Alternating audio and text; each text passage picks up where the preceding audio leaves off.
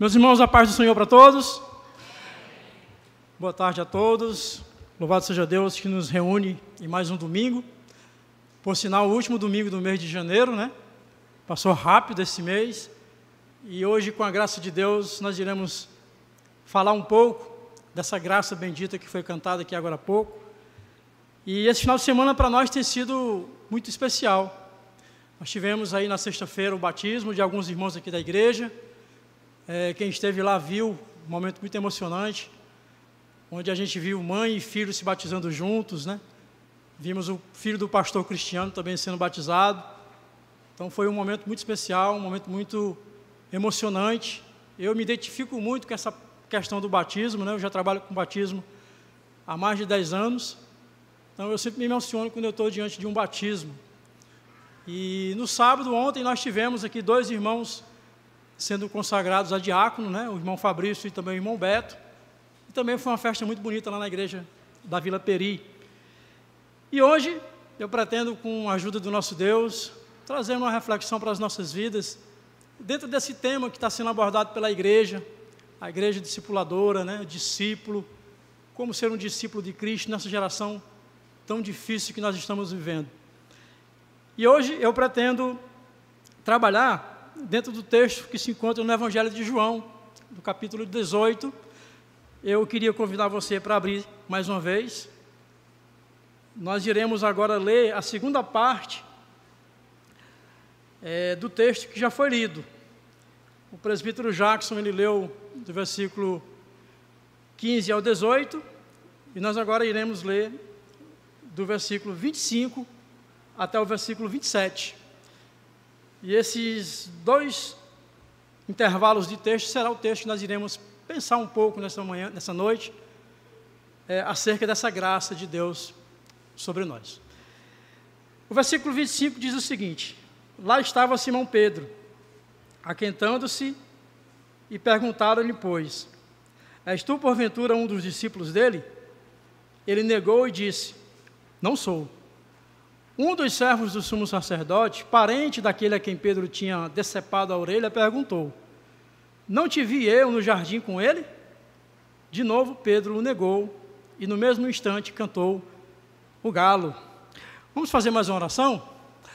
Senhor, nós queremos te pedir a tua graça, te pedir que o Senhor nos dê o entendimento, ilumine a tua palavra aos nossos corações, que possamos aprender por meio da tua palavra a sermos um discípulo e um cristão verdadeiro, um discípulo e um cristão melhor. Nós te agradecemos pelas tuas dádivas, pelos teus dons derramados sobre nós, e queremos, ó Deus, apresentar o nosso louvor e a nossa vida a Ti, como uma gratidão daquilo que o Senhor fez por nós. Te oramos assim agradecidos, em nome do Teu Filho Jesus. Amém. Meus irmãos, nós, como eu já falei, estamos trabalhando esse ano com essa temática da igreja discipuladora. E nós já vimos durante esse mês de janeiro as ministrações, a escola bíblica, tudo voltado para esse tema de um discípulo radical, onde nós podemos aprender, identificar o que é ser um discípulo radical, o que é ser uma igreja discipuladora. E hoje eu gostaria de finalizar esse mês, finalizar esse período de janeiro, falando um pouco de como nós precisamos do auxílio do nosso Deus para tal. Nós lemos aqui um texto que é comumente conhecido como a negação de Pedro. E esse texto é tão conhecido que nós já sabemos de cor toda a trajetória da negação de Pedro. Nós já sabemos decorado como Pedro negou a Cristo, como os discípulos abandonaram a Jesus. Mas pretendo, por meio desse texto, extrair algumas lições que são valiosas e preciosas para nós. E os irmãos vão entender que nós precisamos compreender algumas verdades que estão implícitas no texto. Então eu quero trabalhar, na verdade, sobre essa temática.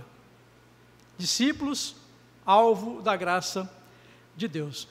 Certamente a gente fala muito sobre essa questão da graça, e talvez algumas pessoas não consigam compreender direito o que seria essa graça, né? Quando a gente fala da graça de Deus sobre nós, que é por graça que Deus nos salvou, o que nós estamos, na verdade, tentando traduzir é o sentimento de que nós não éramos merecedores de tão grande favor de que Deus fez por nós. E esse amor que foi derramado sobre nós por meio de Jesus Cristo nos faz compreender que nós temos uma dívida com Deus, mas essa dívida ela não é por medo, ela não é por nenhuma obrigação, ela não é por nenhum questão de retribuir, mas é uma dívida de amor. É quando alguém faz algo para você que você não tem como retribuir, e você fica até envergonhado de estar diante dessa pessoa, porque você fica se sentindo inútil diante dessa pessoa, você fica com aquele sentimento de imerecimento. Então, quando nós falamos de graça de Deus derramada sobre nós, é nesse entendimento que nós falamos de graça. Nós entendemos que nós não merecemos nada do que temos, do que somos, do que fazemos, e nós reconhecemos que não temos nenhuma qualidade, nenhum potencial, nenhuma condição para querer impor alguma coisa como se nós fôssemos algo. Mas tudo isso é reflexo desse amor que foi derramado sobre nós. E a gente vê isso nessa história relatada no capítulo 18 de João, que é o capítulo que nós iremos meditar. Então, é importante, antes de nós falarmos dessa questão do discípulo de Cristo, entendermos algo que já foi explicado aqui em outros cultos, no começo do ano, de que discípulo, irmãos, não é apenas ser um frequentador de uma igreja. Discípulo não é apenas aquele que está todo domingo, culto após culto, semana após semana, visitando as igrejas. Discípulo não é aquele que também anda com a Bíblia, ou que sabe muito da Bíblia. Ser um discípulo de Cristo vai muito mais além do que isso.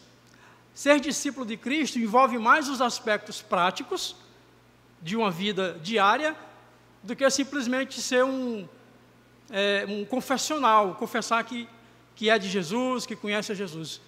Isso é importante, nós confessarmos com a nossa boca. Mas o discípulo de Cristo, ele é visto não somente pelo que ele fala, mas principalmente pelas suas atitudes. Então, nós, entendendo essas verdades fundamentais, a gente entende que não basta simplesmente fazer parte de uma congregação. Não basta simplesmente nós dizermos que somos membros de uma igreja. Isso é fundamental e essencial para todo cristão. Para mim e para você, nós precisamos de um lugar para congregar, para termos comunhão uns com os outros, para crescermos juntos na maturidade espiritual, mas isso não é o que me identifica como um discípulo de Cristo. O que vai me identificar realmente como discípulo de Cristo é como eu me comporto diante da sociedade, é como eu me comporto no meu dia a dia. E o discípulo genuíno, um discípulo verdadeiro, um discípulo que de fato quer ser como o seu mestre, ele vive uma pressão interna e uma pressão externa. A pressão externa é a pressão de fora. As pessoas vão estar o tempo todo olhando para você e vão estar o tempo todo vendo defeitos e falhas em você. E quando eu falo de fora, eu falo das pessoas que não servem a Cristo, as pessoas que nós chamamos pessoas do mundo, pessoas que estão lá fora. Tudo que você fizer, onde você estiver, as pessoas vão dizer, e não é crente? Por quê? Porque existe esse olhar dos de fora para aqueles que se dizem discípulos de Cristo. E quando a gente fala de discípulo de Cristo, nós estamos falando de crentes, porque todo crente subentende-se que é um discípulo de Jesus. Então, nós que somos crentes, discípulos, nós temos essa pressão, esse olhar vigilante das pessoas de fora. E isso, muitas das vezes, recai sobre nós um certo peso, né? Para a gente usar uma palavra mais entendível. Esse peso de sermos como Cristo. Esse peso, essa obrigação de nós sermos parecidos com o Mestre. E a gente sabe que, na essência, na condição real, nós não vamos conseguir ser como Jesus. O discípulo verdadeiro, ele sabe disso. É impossível para nós, que somos de uma natureza ainda pecaminosa, que vivemos num corpo carnal, que vivemos em guerras constantes conosco mesmo, ser semelhante a Cristo na sua totalidade é impossível. E o próprio Senhor sabe disso. O próprio Jesus, o próprio Deus que nos chamou, sabe disso. Mas é claro que isso não anula a minha responsabilidade como discípulo dele. É aí que entra também alguns que enveredam por esse caminho de que Deus não vai olhar para isso, e aí vivem semelhante ao mundo, se dizendo ser discípulo de Cristo. Então, essa é a primeira pressão, essa pressão de fora, que muitas das vezes nós carregamos sobre nós, e muitas das vezes andamos angustiados por isso. A outra pressão que o discípulo verdadeiro de Cristo sofre e carrega é a pressão interna. É a minha pressão pessoal, é aquelas guerras internas que eu tenho comigo mesmo. É a guerra contra o pecado, é a guerra contra o sistema, é a guerra contra tudo aquilo que tenta me afastar do Senhor Jesus, da comunhão da igreja, que tenta me afastar dos princípios de Deus. E eu acredito que todo cristão verdadeiro, ele tem essa guerra. Eu penso que todo cristão que de fato quer servir a Jesus em integridade, em sinceridade de coração, enfrenta essas guerras pessoais. Aqueles desejos, aqueles pensamentos que muitas das vezes vêm sobre nós, que não é o que nós queremos. E isso também recai sobre nós um sentimento de culpa, um sentimento de inutilidade, um sentimento de imerecimento. E isso traz sobre nós uma pressão que faz com que muitos que não entendem o chamado abandonem a fé. Muitos vão dizer, eu não sou apto para seguir, porque é muito difícil. Muitos vão olhar para si, vão se ver errados ou pecadores, e vão dizer, eu não posso continuar, porque eu não consigo acertar. Mas é aí que consiste a graça de Deus. É aí que consiste o amor de Deus sobre nós, sobre a sua igreja, sobre os seus discípulos. E é isso que talvez a gente precise entender. Como Deus opera essa graça sobre nós, porque isso sim nos dará a condição de sermos, de fato, um genuíno discípulo, um verdadeiro discípulo do Senhor. E, meus irmãos, uma coisa que é interessante nós falarmos também, é que ao longo da história da igreja, talvez esse tempo que nós estamos vivendo hoje, o tempo da inteligência artificial, o tempo da pós-modernidade, onde o homem, ele hoje é auto-independente, onde ele não sente mais a necessidade de Deus, né? O homem hoje ele acha que ele já é dono do seu próprio nariz.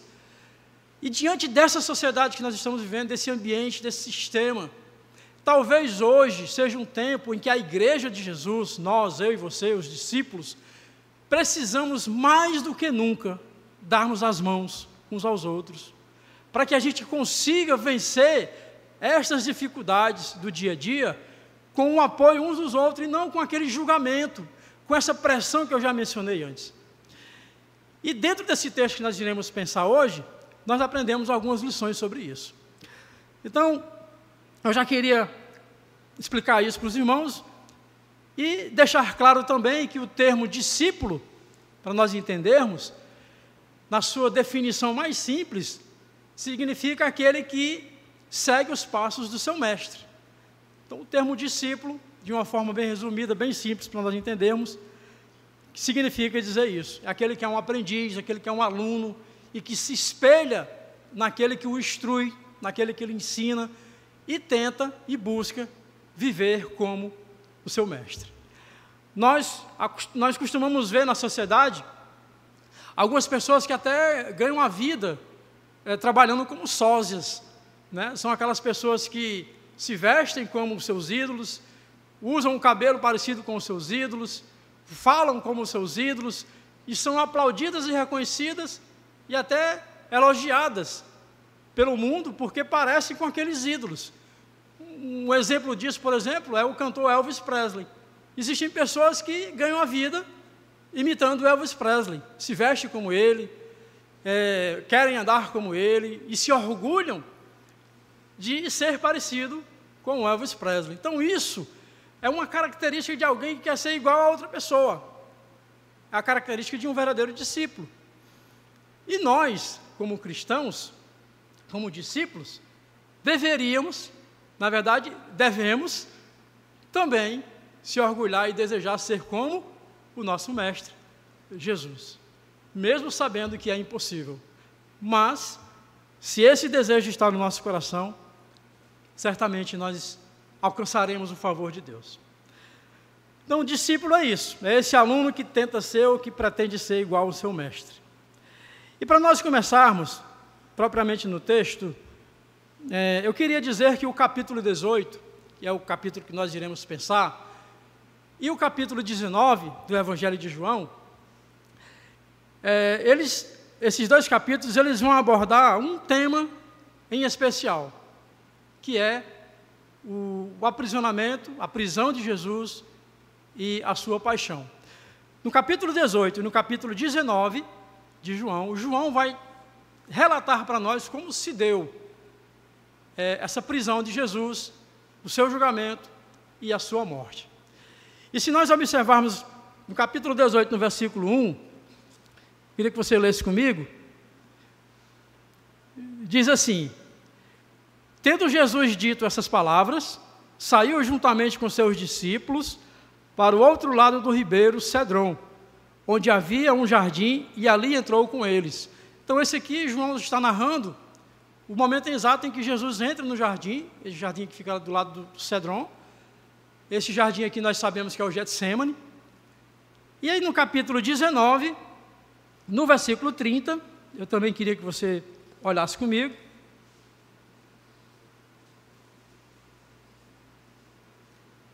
Diz o seguinte: quando, pois, Jesus tomou o vinagre, disse, está consumado, ou tetelestai, né? E inclinando a cabeça, rendeu o Espírito. Então aqui no capítulo 19, versículo 30, nós encontramos o relato de João nos mostrando o momento exato em que Jesus morre, né? Em que Jesus entrega o Espírito e ali cumpre a missão. Então João, ele trata nesses dois capítulos, desde o versículo 1 do capítulo 18 até o final do capítulo 19, o tema central dele é mostrar essa trajetória de Jesus, a paixão de Jesus, desde o momento que ele entra no Getsêmani até o momento que ele vai para a cruz. Então, o capítulo 18 e o capítulo 19, eles vão abordar esse tema. E interessante que João, ele não se prende no seu evangelho a alguns assuntos que nós encontramos, por exemplo, nos evangelhos sinóticos, Mateus, Marcos e Lucas. Por exemplo, João, ele não faz nenhuma menção acerca da genealogia de Cristo. João, ele não traz aquele relato, como os outros evangelistas trazem, da descendência de Jesus. João não faz isso. João não teve essa preocupação.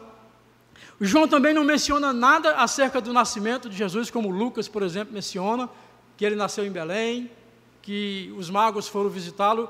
João também não menciona sobre isso no seu evangelho.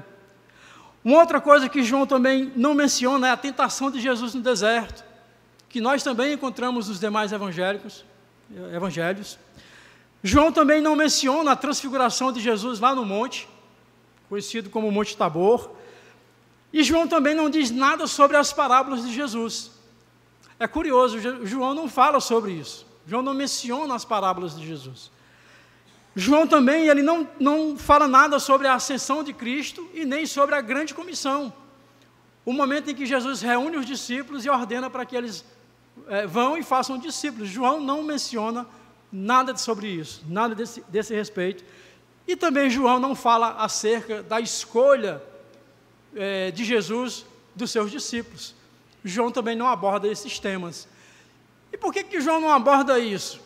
Já que são assuntos e temas importantes.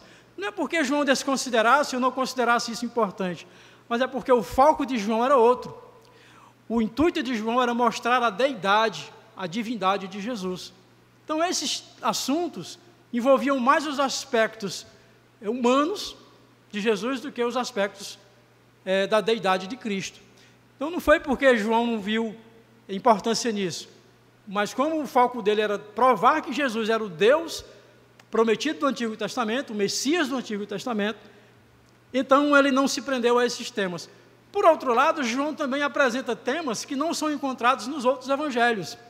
Por exemplo, a transformação de água em vinho, nós só encontramos no Evangelho de João. Um outro ponto que é abordado só em João, as 7 declarações de Jesus. Eu sou o bom pastor, eu sou a porta, eu sou a ressurreição e a vida, eu sou o caminho e a verdade. Esses temas que Jesus assume, eu sou, nós só encontramos com mais clareza no Evangelho de João. Ok?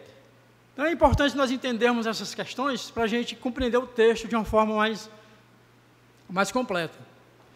Então, o capítulo 18 e o capítulo 19, eles vão abordar como tema central a paixão de Cristo. Mas o capítulo 18, que é o capítulo que eu quero pensar com os irmãos, que vai do versículo 1 até o versículo 40, ele está dividido em 2 assuntos, em 2 temas principais. O primeiro assunto, o primeiro tema que nós encontramos na narrativa de João, no capítulo 18, diz respeito à traição e à prisão de Jesus. E esse assunto que João narrou no capítulo 18, ele fez uma narrativa fazendo uma intercalação de versículos que nós entendemos aqui em 3 medidas, em 3 etapas. Ou seja, João ele não foi do assunto até o final, ele foi, em determinado momento ele parou, começou a falar de outra coisa, depois ele voltou a falar aquilo que ele tinha começado, e mais uma vez ele para lá na frente, fala de novo daquilo que ele tinha começado antigamente, e por fim ele conclui o que ele tinha começado no início do capítulo 18. Então João ele faz isso, ele tem esses intervalos de versículos para falar, para narrar essas 2 histórias.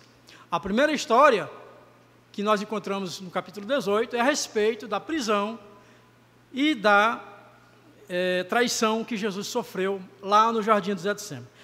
E aí nós podemos dividir essas narrativas em 3 blocos, vamos falar assim, ou 3 intervalos de versículos.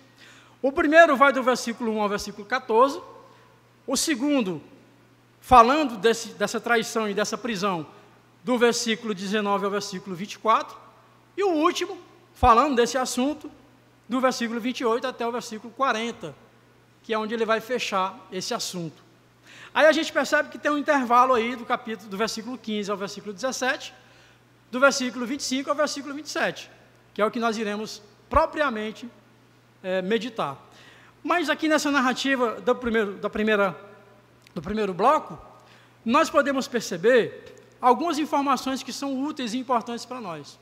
Por exemplo, lá no versículo de 1 a 3, no primeiro bloco, do 1 ao 3, nós vamos ser informados de que Judas, aquele que traiu Jesus, ele conhecia aquele lugar, por isso que Judas foi direto para entregar Jesus. Veja o que diz o texto, capítulo 18, no versículo do 1 ao 3. Diz assim: tendo Jesus dito estas palavras, saiu juntamente com seus discípulos para o outro lado do ribeiro de Cedron, onde havia um jardim, e aí entrou com eles. Versículo 2: e Judas, o traidor, também conhecia aquele lugar, porque Jesus ali estivera muitas vezes com seus discípulos. Tendo, pois, Judas recebido a escolta dos principais sacerdotes e dos fariseus, alguns guardas, chegou a este lugar com lanternas, tochas e armas. Perceba que João ele menciona que Judas conhecia aquele lugar e que Jesus tinha um costume de ir àquele lugar com seus discípulos. Então ficou fácil para Judas saber onde estava Jesus. E essas informações, às vezes, passam desapercebidas por nós, mas são informações que nos fazem entender o texto com mais clareza.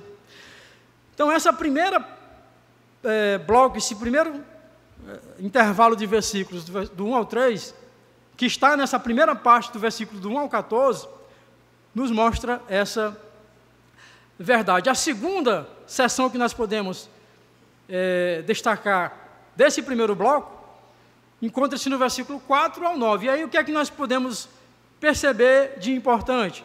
A reação de Jesus diante dos soldados. Perceba comigo, a partir do versículo 4.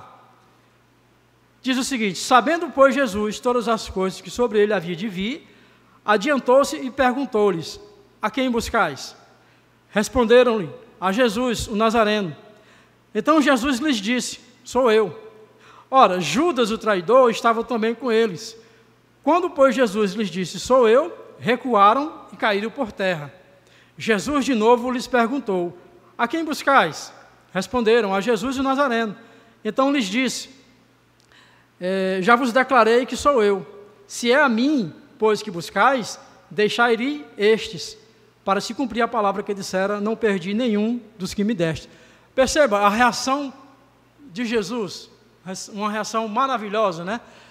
Jesus já sabia de tudo que ia acontecer. Então, quando os soldados chegam, João menciona que Jesus se adianta. Jesus, ele se apresenta. É a mim que vocês estão buscando. Então, esse intervalo do versículo 4 ao 9 também está nesse intervalo do versículo 1 ao 14, que faz parte da primeira sessão do capítulo 18, que fala a respeito da traição e da prisão de Cristo. E, por fim, a última sessão desse bloco é dos versículos 10 a 14, que vai mostrar que Pedro vai reagir, vai puxar uma espada e vai cortar a orelha de um servo do soldado, né? É aquela valentia de Pedro, a gente vai já falar mais sobre isso. Quando ele vai ali defender o seu mestre, Pedro não estava sendo hipócrita, não estava sendo nenhum fanático, ele estava realmente querendo defender o mestre, ele estava com uma boa intenção. Mas aí Jesus manda ele guardar a espada, aquele que com a espada fere, também com a espada será ferido. E aí esse primeiro bloco, do versículo 1 ao 14, é concluído. João interrompe, aí do versículo 14, do versículo 15 até o versículo 19, né? Até o versículo 24, perdão. Ele volta no versículo 19 até o versículo 24 para mostrar o outro bloco dessa narrativa falando a respeito da prisão e julgamento de Cristo. E aí a gente já percebe nessa outro bloco que Jesus é levado à presença de um sacerdote chamado Anás. E é importante nós entendermos que Anás não era o sumo sacerdote daquela época. O sumo sacerdote daquela época, em que Jesus foi preso, era Caifás. Mas os judeus consideravam esse título de sumo sacerdote um título vitalício. E como Anás era sogro de Caifás, para os judeus, Anás ele tinha uma certa autoridade. Então, eles levaram para que Anás também pudesse interrogar Jesus. E aí, Anás vai e envia Jesus para o sumo sacerdote Caifás. Ok? E por fim, falando ainda desse assunto da prisão de Cristo, nós vemos aí o último bloco, que vai do versículo 28 até o versículo 40, que vai mostrar onde Jesus é interrogado por Pilatos, e Pilatos envia ele para Herodes, e tem todo aquele julgamento. No capítulo 19, a gente vai ver Pilatos lavando as mãos, Pilatos tentando salvar Jesus, e a gente vai ver toda a consumação desse julgamento. Ok? Então, esse é o primeiro grande assunto do capítulo 18, a prisão, a traição e a prisão do Senhor Jesus Cristo. O outro assunto que João também aborda no capítulo 18 é o capítulo da negação de Pedro, e é esse tema, esse assunto que eu quero pensar com vocês, eu quero meditar com vocês. E semelhante ao que João fez no primeiro assunto, ele também vai dividir esta narrativa em dois períodos, em duas sessões. Isso vai do versículo 15 ao 18 e também do versículo 25 ao versículo 27. O presbítero Jackson ele leu no início o capítulo 15, versículo 15 ao 18, e ao concluir do 27 ao 25 ao 27, que é onde nós vemos Pedro negando a Cristo por 3 vezes. Nós vamos ver aí Pedro com medo, Pedro acuado, tímido, aquele homem que tinha dito que dava a vida por ele, agora estava negando a ele. E é sobre essa negação de Pedro que eu quero extrair algumas lições para nós que somos os discípulos de Jesus. Ok? Então, semelhante à narrativa do primeiro assunto, esse assunto da negação de Pedro também é dividido em 2 blocos.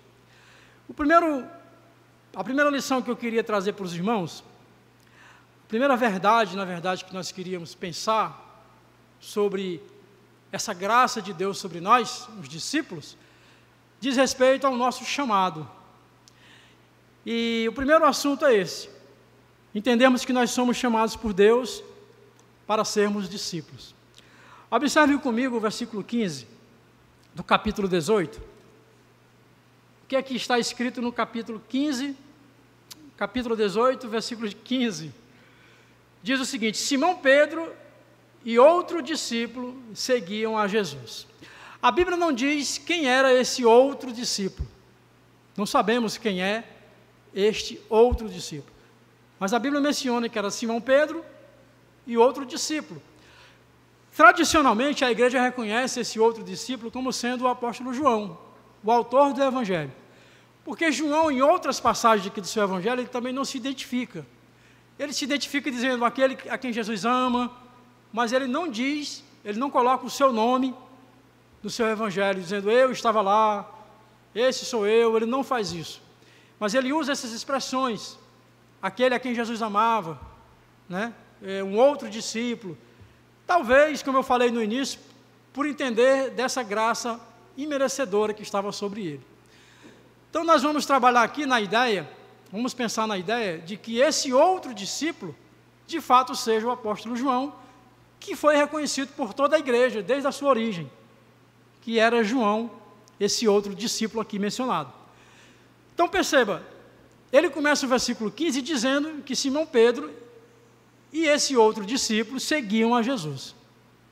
E é importante, meus irmãos, nós entendermos essa questão de seguir a Jesus, entendendo que a nossa vocação de segui-lo foi algo que envolveu um chamado de Deus para nós. Talvez algumas pessoas imaginem que a decisão de seguir a Cristo, a decisão de servir a Jesus, de fazer parte de uma igreja, de virar crente, um evangélico, de agora abandonar as coisas do mundo e passar a vir para a igreja no domingo, algumas pessoas podem achar que isso foi uma decisão delas. Algumas pessoas podem pensar isso, que foi eu que decidi deixar isso e agora seguir a Jesus, virar crente. Algumas pessoas até dizem para a gente, agora ele agora faz parte da lei dos crentes, mudou de lei, saiu de uma lei e agora está seguindo a lei dos crentes. Isso porque nós temos uma ideia, e naturalmente as pessoas pensam isso, que a decisão são delas. E é muito comum a gente ouvir isso, quando a gente fala de Jesus para algumas pessoas, e elas dizem, não, eu ainda não, quando eu estiver mais na frente, eu vou seguir a Jesus. Como se isso fosse uma atitude, uma ação delas.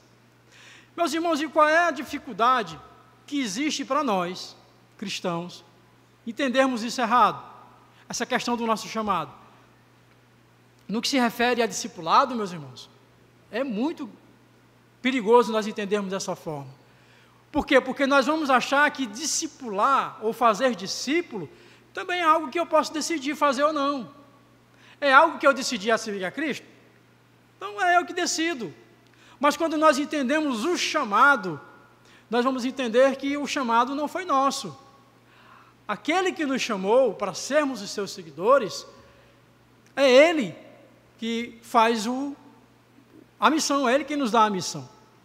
E a gente percebe que os evangelistas, eu falei que João ele não narra, ele não traz nenhuma menção da escolha dos discípulos, mas os outros evangelistas mostram que foi Jesus quem escolheu os seus discípulos. Por exemplo, Mateus capítulo 18, versículo 22, Marcos capítulo 1, versículo 16, e Lucas no capítulo 6, do versículo 12 até o versículo 16, a gente vai ver uma lista completa daqueles que Jesus escolheu e chamou para ser seus discípulos. Então, a primeira coisa que nós precisamos entender, meus irmãos, é que o nosso chamado para sermos discípulos de Cristo não foi uma atitude nossa. Não foi nós que fomos inteligentes, mais do que os outros que ainda não decidiram, e decidimos por nós mesmos sermos um seguidor, um discípulo de Jesus. Até porque, se nós usarmos um pouco a coerência e concordarmos com a palavra, nós jamais iríamos querer servir a Cristo. Nós jamais iríamos desejar largar os nossos prazeres, a nossa vida de pecado e se tornar um seguidor, um crente, né? Uma pessoa que agora vai servir a Jesus. O próprio Jesus Cristo, ele menciona algo sobre isso. O próprio Jesus. Ele diz no Evangelho de João, no capítulo 6, versículo 44. Jesus, ele fala assim: ninguém pode vir a mim se o Pai que me enviou não o trouxer, e eu o ressuscitarei no último dia. Aqui nesse versículo de João 6,44 é interessante porque Jesus ele diz duas verdades que são supremas. A primeira, ninguém vem a ele se o Pai não o trouxer. Então Jesus está dizendo em outras palavras, se o meu Pai não lhe trouxer a mim, ninguém vem a mim. Você não vem a mim por conta própria. E a outra verdade suprema que Jesus expressa é que assim como o Pai que nos trouxe a Jesus, que nos leva a Jesus, foi o mesmo Pai que enviou Jesus. Então Jesus ele veio cumprir a missão porque o Pai enviou o seu Filho para isso. Então essa verdade, irmãos, às vezes ela choca algumas pessoas. A ideia de que nós estamos servindo a Cristo porque, em alguma medida, o Espírito Santo nos convenceu e nos atraiu a Cristo. Se não fosse isso, nenhum de nós estaríamos aqui nessa noite. Nenhum de nós abriríamos a nossa boca para dizer que somos crentes. E se você tem dificuldade de falar que você é de cristão, que você é de Jesus, ore a Deus. Peça a Deus para que Deus coloque em você essa ousadia. Porque, de fato, aqueles que Deus chama, Ele dá essa ousadia. Falando ainda acerca desse chamado de Deus para nós sermos os discípulos de Cristo, Paulo, ele também fala isso em Romanos, que é um texto que todo mundo conhece, e que parece que algumas pessoas só interpretam para o lado da prosperidade. Mas veja o que Paulo diz em Romanos capítulo 8, versículos 28 e 29. Paulo diz assim: sabemos que todas as coisas cooperam para o bem daqueles que amam a Deus, daqueles que são chamados, segundo o seu propósito. Versículo 29, porquanto aos que de antemão conheceu, também os predestinou para serem conforme a imagem de seu Filho, a fim de que ele seja o primogênito entre muitos irmãos. Então, Paulo está deixando claro que Deus de antemão nos escolheu e nos predestinou para sermos de Cristo, e para sermos de Cristo conforme a sua imagem, ou seja, discípulos dele. Então, irmãos, é importante nós entendermos isso. Se nós de fato amamos a Cristo e servimos a Cristo, foi porque Deus nos atraiu a Ele. E nós precisamos ter essa convicção do nosso chamado, para a gente não achar ou ter aquela ideia de que eu serei um discípulo de Cristo do meu jeito, da minha maneira, quando eu quiser. Não, quando eu entendo que o chamado foi Deus que me levou a Ele, então isso pesa sobre mim um sentimento de gratidão, um sentimento de necessidade de Deus, da sua graça, todos os dias. Esse é o primeiro assunto, esse é a primeira lição que eu aprendo com esse texto. A segunda lição que eu quero extrair desse texto diz respeito àquilo que eu falei agora há pouco também. É que nós precisamos uns dos outros. Todos os discípulos de Cristo, para que eles possam cumprir a grande missão que nos é dada, nós precisamos uns dos outros. Veja comigo o versículo 16 do Evangelho de João. Diz assim: Pedro, porém, ficou de fora, junto à porta. Saindo, pois, o outro discípulo, que era conhecido do sumo sacerdote, falou com a encarregada da porta e levou Pedro para dentro. Perceba que João, vamos citar aqui o outro discípulo como João, ele era conhecido do sumo sacerdote e entrou no pátio para ver o julgamento de Jesus. E Pedro ficou de fora, porque Pedro não era conhecido por aquelas pessoas. Mas João percebeu que Pedro estava lá de fora. O que é que João faz? Ele vai lá, fala com a encarregada da porta e faz com que Pedro entre. Ou seja, João, em uma certa medida, ele ajudou Pedro a estar ali para ver o julgamento. Então nós aprendemos, irmão, que um discípulo, ele vai sempre ter essa preocupação de buscar ajudar o outro discípulo. E nós, como igreja, como servos de Cristo, nós devemos ter esse sentimento de tentar, de alguma maneira, ajudar aqueles que estão do nosso lado. Muitos, assim como Pedro, talvez esteja com frio aí fora, talvez desanimado, talvez com medo, talvez pensativo, talvez porque não entendeu ainda o seu chamado, não entendeu que ele se tornou um cristão porque Deus assim quis. E isso tem feito com que muitos estejam aí fora, do lado de fora da porta. E talvez nós que estamos do lado de dentro, parafraseando, né, ou conjecturando, precisamos olhar para essas pessoas e, ao invés de dizermos que essa pessoa não está bem por conta disso ou daquilo, tentar fazer alguma coisa para trazer essa pessoa de volta para dentro. Então eu aprendo com essa ação de João, o outro discípulo, que ele não deixou Pedro lá, mas ele trouxe Pedro para dentro. E nós precisamos uns dos outros para sermos discípulos de Cristo nessa geração. Nós não conseguiremos, de maneira nenhuma, irmãos, ser um discípulo genuíno de Cristo sozinho. Você não conseguirá, você não terá forças, você não conseguirá resistir às pressões, você não conseguirá suportar as tentações. E nós que estamos reunidos uns com os outros, precisamos olhar para essas pessoas que também são discípulos de Cristo e tentar, de alguma medida, ajudar essas pessoas. Então, essa é a segunda lição que eu aprendo com esse texto. A terceira, penúltima lição que eu aprendo com esse texto, meus irmãos, talvez seja a lição mais importante aqui da mensagem. É a lição que nós precisamos ter essa consciência do nosso chamado, ter o entendimento de que nós, como discípulos, precisamos uns dos outros, nada de soberba, de orgulho, nós precisamos uns dos outros, por uma única razão, por um único motivo, que é o terceiro motivo, é porque nós somos inconstantes. Nós somos, irmãos, falhos. Talvez você começou dizendo, eu vou até o fim, eu não vou cair, comigo é diferente, ele lá deu errado, mas comigo vai dar certo.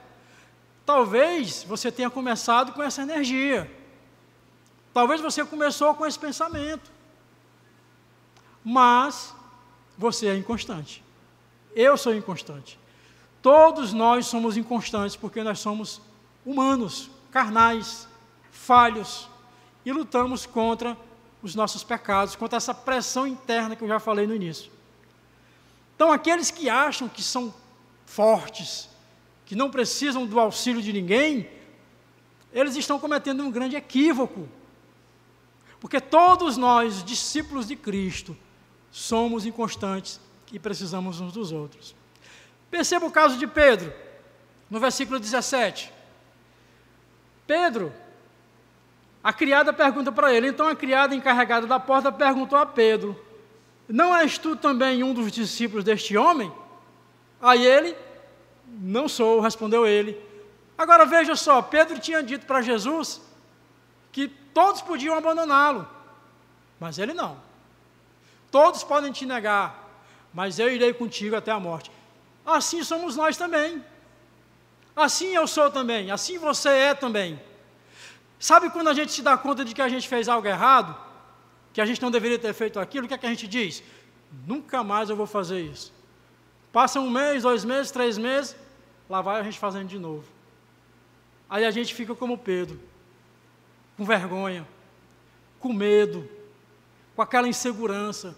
O que é que a igreja vai pensar de mim? O que é que os irmãos vão pensar de mim? Como é que Deus vai me olhar agora? Como é que Deus agora vai me dar outra chance? Porque nós temos essa ideia de que nós somos fortes. Nós temos aquele pensamento de que somos nós que vamos conseguir pela nossa própria força. Perceba que Pedro também lá no jardim, como eu falei, ele estava sendo sincero. Quando ele puxou a espada para não deixar que Cristo fosse preso. Ele não estava enganando ninguém não, ele estava sendo sincero. E nós também, muitas das vezes, somos assim. Nós não estamos querendo enganar ninguém ou impressionar ninguém. Mas nós enganamos a nós mesmos porque nós não conhecemos nem a nós mesmos. Nós achamos que estamos prontos para a briga. Pode vir, que eu me garanto. Mas, irmãos, precisamos reconhecer que todos nós, assim como Pedro, assim como os demais discípulos, somos inconstantes. Todos nós, na hora em que vem uma tribulação, uma pressão grande, se nós não estivermos debaixo dessa graça, que é o que eu pretendo falar, nós não iremos aguentar. É interessante, meus irmãos, que Pedro e os demais discípulos, olha que coisa interessante, estes homens estiveram pessoalmente com Jesus. Eles tocaram em Jesus. Eles ouviram Jesus falar com eles, assim, pessoalmente. Eles sentiram aquele poço de amor que era Jesus do lado deles. Eles viram Jesus fazer milagres, eles viram Jesus fazer coisas que é impossível aos homens. Eles foram ensinados, eles foram amparados por Jesus o tempo todo. Eles estavam com eles.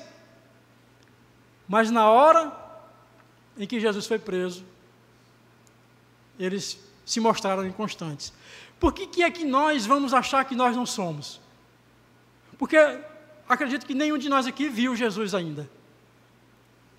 Nós conhecemos Jesus pelo Espírito, pela fé, pela palavra que nos revela, mas nós não sabemos como é a sua imagem física. Eu não vi, se você já viu, depois você me diz como ele é. Mas eu o conheço no Espírito, no coração.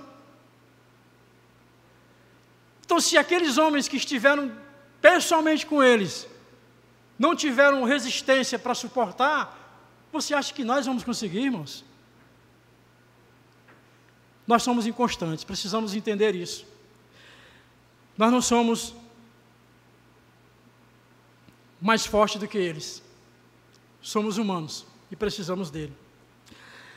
Jesus tinha alertado a Pedro que ele iria negá-lo, porque Jesus já sabia. E aí eu também me surpreendo com Jesus. Jesus já sabia que ia ser preso, já sabia que ia morrer, sabia que os seus discípulos iriam fugir, sabia que Judas iria traí-lo, mas mesmo assim, continuou demonstrando o seu amor por eles. Porque Jesus sabe que os seus discípulos e nós somos inconstantes. Pedro quis ser forte. Pedro, ele quis ir até o final sem fracassar. Assim também somos nós. Mas pode ser, meu irmão, que você tenha uma recaída. Não é o desejo de Deus e talvez não seja o seu desejo. Mas se porventura acontecer isso, é preciso que você lembre de algo importante. O Senhor, Ele olha para você com graça e com amor. E Ele não deseja que você fique prostrado, se aquecendo com o mundo, envergonhado, tímido. O que o Senhor espera é que você reconheça que a graça dEle está sobre você. Quando nós queremos, por nós mesmos, agradar ao Senhor, nós geralmente fracassamos. Os discípulos de Cristo, os genuínos discípulos de Jesus, eles querem isso, eles querem acertar o tempo todo. Nós queremos nunca errar. Nós queremos sempre fazer tudo que o Mestre se agrade. Mas, meus irmãos, nós não iremos conseguir isso. Só o fato de nós desejarmos sermos como Ele, já nos torna um verdadeiro discípulo. Então precisamos ter essa compreensão. Nós somos inconstantes, falhos. E isso, irmãos, quando nós entendemos isso, nos ajuda a sermos menos críticos. Sabe quando a gente vê os outros caindo? E a gente começa a rastrear as causas, por que aquele irmão caiu? Talvez se a gente tivesse essa menção de entender, o irmão caiu porque ele é um fraco, assim como eu. Então, ao invés de buscar a resposta para o problema, vamos tentar ajudar, entendendo que nós somos também assim. Uns têm um determinado vício, outro tem determinado outro vício, uns lutam contra um pecado, outros lutam contra o outro, mas de um modo geral, todos precisamos da ajuda de Deus. Todos somos falhos e inconstantes. E talvez você esteja assim hoje. Começou 2024 dizendo, a partir de hoje eu vou ler a Bíblia 3 vezes ao dia. A partir de hoje eu não durmo mais sem orar. A partir de hoje eu vou jejuar toda semana. A partir de hoje eu nunca mais vou brigar com a minha esposa. A partir de hoje eu nunca mais vou desobedecer ao meu pai. A partir de agora eu vou fazer isso bem certinho. E talvez você percebeu que você não cumpriu o que você prometeu. Sabe por quê? Porque você é inconstante. Porque nós somos inconstantes. Só existe um em todo o universo que não muda, que é o nosso Deus. E por Ele não mudar, Ele compreende as nossas fraquezas. O autor de Hebreus, falando sobre essas questões, ele diz, olha, nós temos um sumo sacerdote que, assim como nós, em tudo foi tentado, mas ele não pecou, por isso ele pode nos socorrer.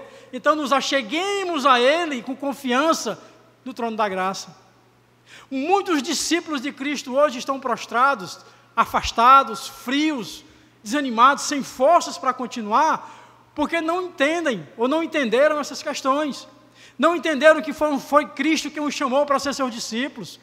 Não entenderam que eles precisam de ajuda uns dos outros, que ele também precisa ajudar alguém. E não entenderam que eles são inconstantes.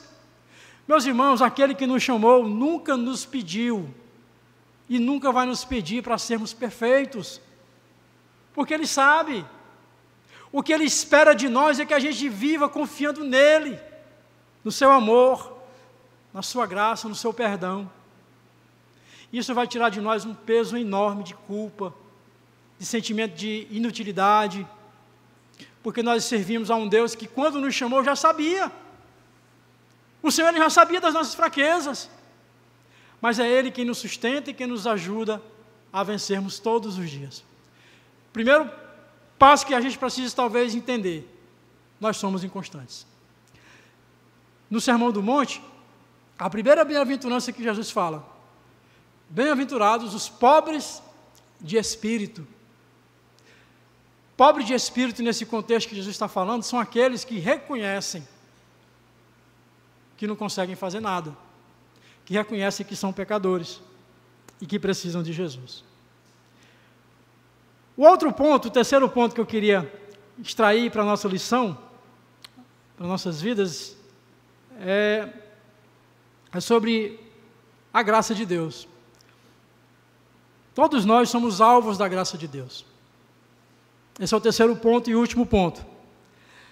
Diante de tudo isso que eu mencionei, que eu falei, de que nós fomos chamados por Deus para sermos discípulos de Cristo, mesmo sabendo que nós somos imperfeitos, mesmo o Senhor sabendo que nós não queríamos, mas o Senhor, com graça e amor, nos convenceu, nos atraiu, como diz o profeta, nos atraiu com cordas de amor, nos enlaçou com esse amor, como disse Paulo, porque Ele morreu por todos, então todos devem morrer por Ele. Então nós fomos envolvidos por esse amor, nós não queríamos isso, mas foi Ele que nos atraiu. Mesmo sabendo disso, mesmo sabendo que nós precisamos uns dos outros, principalmente talvez, nesses dias que nós estamos vivendo, dias onde quase todas as pessoas hoje se denominam cristãs. É muito comum hoje a gente ver as pessoas que estão nas igrejas se denominarem crentes. Mas a gente está vendo poucos discípulos, pessoas que se parecem com Jesus. Então, nesse período, nesse ambiente que nós estamos vivendo, é importante nós entendermos que precisamos uns dos outros. E também sabendo que nós somos inconstantes, que nós jamais iremos conseguir viver aquela vida que nós queremos. Até Paulo fala sobre isso, o que eu quero fazer eu não faço, o que eu não quero é o que eu faço. E ele percebeu que existia essa guerra constante sobre ele. E isso também acontece comigo e também acontece com você que é discípulo de Jesus. Então, diante de tudo isso, o último aspecto que resta para nós é termos essa compreensão de que nós somos alcançados pela graça de Deus. E para nós entendermos isso com clareza, eu queria que você abrisse no Evangelho de João. É só virar a página aí da sua Bíblia, para você ver como Jesus nos trata, mesmo nós sendo inconstantes. No capítulo 21, que é o último capítulo do Evangelho de João, lá no versículo 5, veja o que está escrito. Perguntou-lhes Jesus: filhos, tendes aí alguma coisa de comer? Responderam-lhe: não. Jesus já tinha ressuscitado, já tinha acontecido todos esses acontecimentos aqui, da negação de Pedro. Jesus aparece na praia e eles estão pescando. E aí Jesus pergunta para eles: filhos, meus irmãos, como é que um Deus que é soberano, que conhece as nossas limitações, as nossas fraquezas, que viu tudo aquilo que os discípulos fizeram com ele, o negaram, o traíram, o abandonaram, tentaram ser fortes, mas Jesus sabia de todas as suas fraquezas, como é que Jesus agora chega e chama ele de filhos? Eu fico imaginando se eu estivesse ali no lugar de Pedro, depois de tudo que eu fiz, Senhor, você deveria me chamar de filho? Porque é justamente isso, meus irmãos, que o Senhor quer nos mostrar. Ele conhece as nossas fraquezas. E não há como nós sermos um discípulo autêntico tentando ser pela nossa própria força. Não há condição de nós sermos um discípulo genuíno, gerarmos outros discípulos para Cristo pela nossa própria força. Jesus chama os discípulos de filhos como um gesto de amor, de carinho e de perdão. E certamente esse amor que foi dado aos discípulos os encheu de uma graça, de uma alegria, de um constrangimento, que a única coisa que eles puderam fazer era continuar falando de Jesus. E entregaram até as suas próprias vidas, depois que foram revestidos do Espírito. Sobre Pedro, Pedro ainda continuou sendo inconstante, mesmo depois disso. A gente percebe, por exemplo, já alguns anos depois disso, desse acontecimento, Pedro, ele tendo duplo comportamento na igreja da Galácia. Ele se comportava de um jeito diante dos crentes, aí quando iam chegando pessoas que não eram crentes, ele mudava a postura para mostrar que ele era crente. Pedro ainda era inconstante. Pedro ainda vivia tentando querer mostrar que ele era crente para as pessoas. E aí Paulo, já cheio do Espírito, repreende a Pedro na frente de todos. Pedro, como é que você é um judeu, crente, né? E quer se comportar como um gentil? Aí quando vem um gentil, você quer dizer que é crente? Mas Pedro não ficou com raiva de Paulo, porque Pedro era realmente crente. Ele agradeceu a Paulo por ter aberto os seus olhos. Infelizmente, na realidade dos nossos dias, até se um pastor for chamar a atenção de um discípulo, dizendo que o comportamento dele não está semelhante a de Cristo, ele vai arranjar uma briga grande. O discípulo vai logo sair da igreja,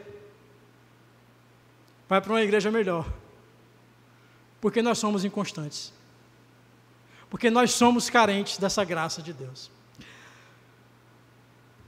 Então, meus irmãos, eu queria finalizar com esse entendimento de que nós, para sermos discípulos de Cristo, autênticos, nós precisamos desse amor derramado sobre nós.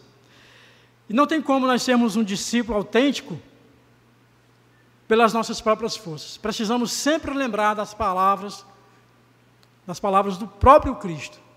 Foi Ele mesmo quem disse: sem mim, nada podeis fazer. E eu concluo fazendo menção a um cântico do nosso Salmos e Hinos, Salmos e Hinos 125, que tem um texto que eu acho muito bonito, que diz o seguinte: de mim mesmo, nada tenho em que possa confiar, mas Jesus, ali na cruz, me quis salvar. Então somente nele espero, sim, e sempre esperarei. E por sua imensa graça, lá estarei. O verdadeiro discípulo de Cristo, ele entende tudo isso. Não é a minha força, não é a minha santidade, não é o meu potencial, não é o meu conhecimento, não é nada disso. É a graça de Deus sobre mim. Quando eu entendo que foi Ele, antes mesmo de eu nascer, Ele já tinha me separado para ser um discípulo de Cristo. Que honra! Mesmo quando eu olho, eu digo, mas não tem como. Não tem como eu ser como Jesus. Mas o Senhor diz, mas eu lhe chamei para isso. Mas como? Pela minha graça. E como diz esse trecho que a gente falou aqui, em mim mesmo não posso confiar, mas pela sua graça eu estarei lá, para a glória de Deus. Então, meus irmãos, se você se encontra desanimado, talvez se achando indigno, até mesmo de vir para a igreja, por conta de uma falha, de um pecado, por conta de um fracasso que você teve, eu espero que você possa ter compreendido que você não serve, ou você não é discípulo de nenhum pastor, de nenhum líder de congregação, de nenhum líder de IPG. Você deve ser, e você precisa entender que você é discípulo de Jesus. E você só é discípulo de Jesus, porque essa foi a vontade de Deus. Então foi Deus que lhe chamou. Se você consegue enxergar que você está errando nos seus caminhos, que você está fazendo coisas que você sabe que não é a atitude de um discípulo, a graça de Deus está sobre você. Ore ao Senhor, peça um revestimento do Espírito, peça graça a Ele, levante a sua cabeça e cumpra a sua missão. E qual é a minha missão, irmão Custódio? A sua missão é ser como Jesus. Sendo como Jesus, nós iremos fazer outros discípulos. E a gente sabe que ser como Jesus é bem complicado, mas é a nossa missão. Como disse o apóstolo João, aquele que diz que está nele deve ser, ou melhor, deve andar como ele andou. Então que o Senhor nos ajude a sermos esse discípulo, a sermos esse discípulo radical, a sermos uma igreja discipuladora, que se parece com Cristo, nas nossas ações, nas nossas palavras, nos nossos pensamentos.